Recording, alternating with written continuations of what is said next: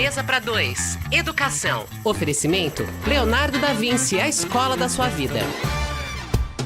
Para isso, Bia Albuquerque, toda glamurosa aqui hoje, gente. Boa tarde, Bia. Oi, Babi, boa tarde para todo mundo. A gente está no último programa que a gente vai falar sobre a escolha da escola. A gente está no finalzinho de setembro, então muitas escolas já estão com matrículas abertas para alunos novos. E aí traz essa reflexão para as famílias, né? Será que eu vou manter meu filho nessa escola? Será que eu troco? Ou começa a rever alguns critérios da própria instituição onde estuda e até levar, né, de sugestão, porque eu acho que quando a gente está numa escola que a gente gosta, vale a gente levar algumas sugestões. Uhum. A gente falou no primeiro programa sobre proposta pedagógica e formação dos professores, né? Na semana passada, a gente falou sobre estrutura física, né? Que foi bem bacana para a gente ter um outro olhar. E sobre a comunicação entre famílias e escola. E hoje a gente vai falar sobre bem-estar, né? Esse equilíbrio entre conteúdo, aprendizado e lazer.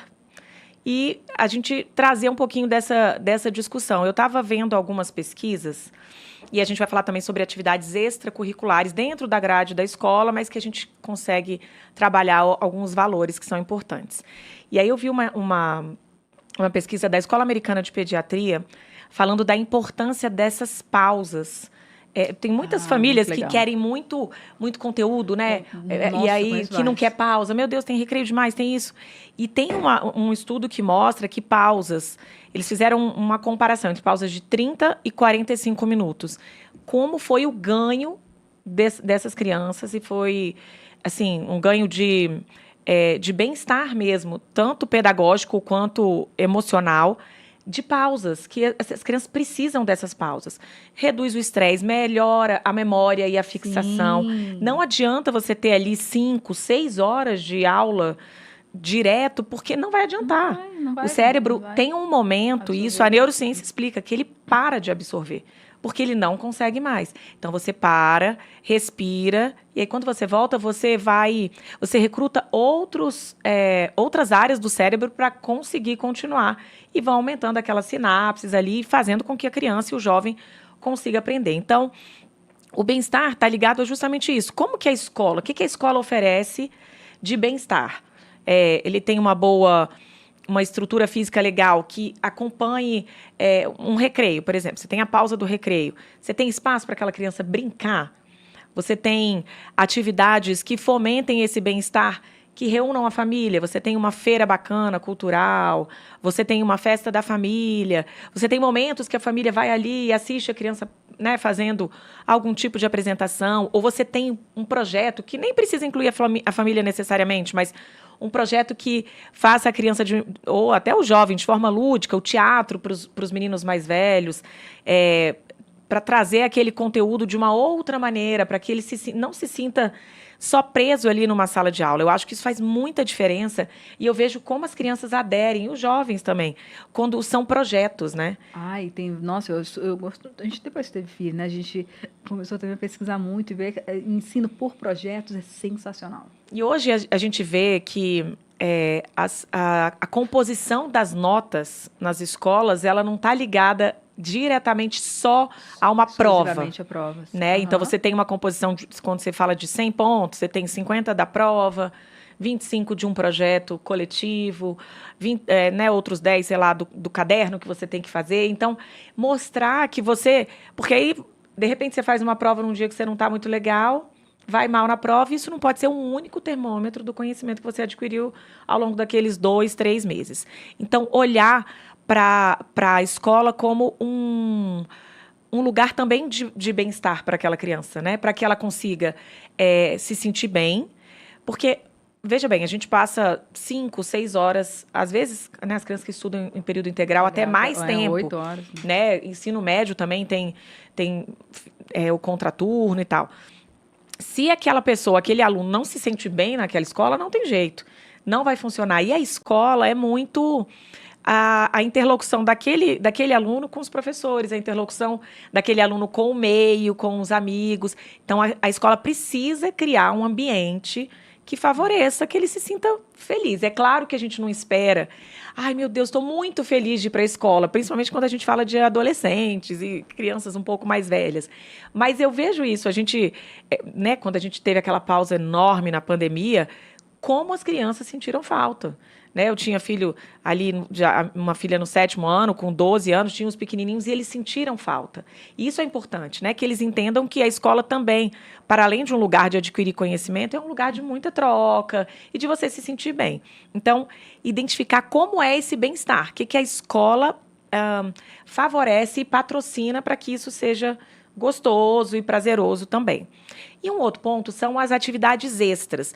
E aí não são aquelas extracurriculares necessariamente que você paga para o aluno fazer na escola. Mas, por exemplo, a escola do seu filho tem ações sociais. Eu acho que os projetos sociais são muito legais para trazer um olhar, né, para as crianças, para os jovens e tal. É um projeto social, então faz parte da composição da nota, por exemplo, você fazer parte de um projeto, visitar uma instituição de caridade, ou que não seja obrigatório, né, que não dê aquela nota, mas que seja um momento que o jovem ou a criança possa escolher ir e entrar em contato com coisas diferentes. Para além, a gente vê hoje, inclusive os exames, né, o Enem, o próprio PAS, os vestibulares, olhando, fazendo uma coisa muito mais ampla. Muito. Interpretativa, muito mais social do que aquela coisa da decoreba. A gente vê essa evolução ao longo né, dos anos. A gente, na nossa época, eu sou um pouco mais velha que você, mas acredito que você também, era aquela decoreba mesmo. Nossa, e não tinha interpretação total de texto. E hoje a gente vê, e tudo isso traz um senso crítico para o aluno também, para ele conseguir interpretar, para ele entender. Não é simplesmente um projeto, é um projeto que vai trazer uma vivência.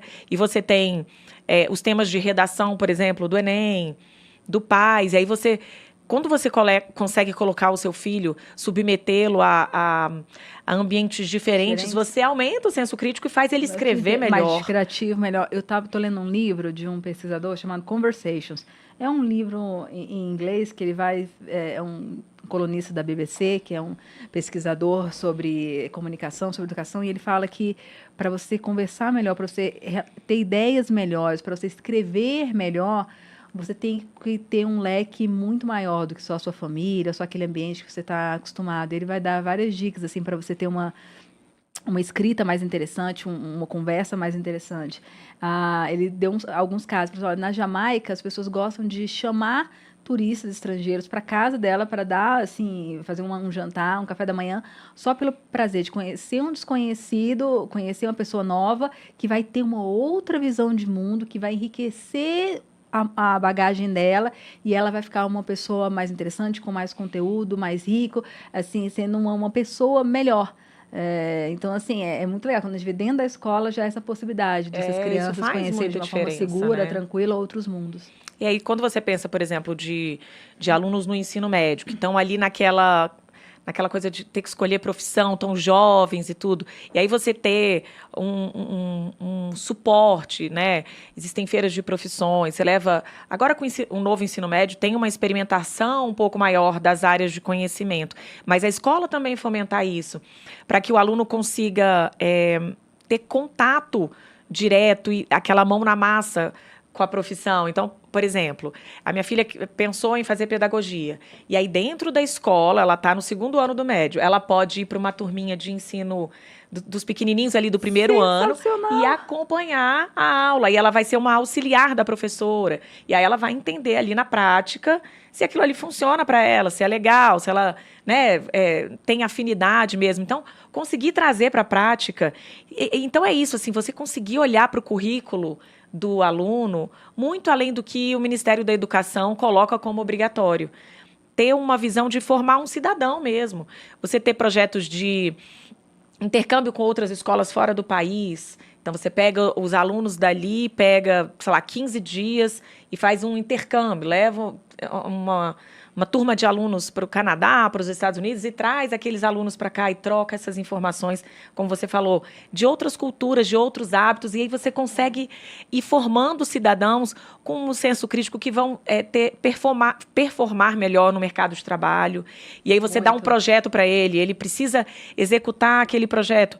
Isso vai trazer repertório para ele lá no mercado de trabalho, quando ele precisar entrar para o mercado de trabalho. Então, acho que tudo isso é extremamente importante na hora da gente pensar na escolha da escola. Então, a gente está aí nos 45 do segundo tempo, né, para escolher a gente sair do lugar comum de preço, localização e proposta pedagógica. A gente tem um leque muito maior para olhar e que vai trazer, muitas vezes a gente nem repara, mas que vai trazer um ganho muito maior do que o preço ou a localização. A gente ter esse olhar, né, mais diferenciado. E aí eu queria convidar vocês para ir lá no YouTube da Nova Brasil, assistir os outros episódios e depois a gente vai fazer um resumão nas redes sociais.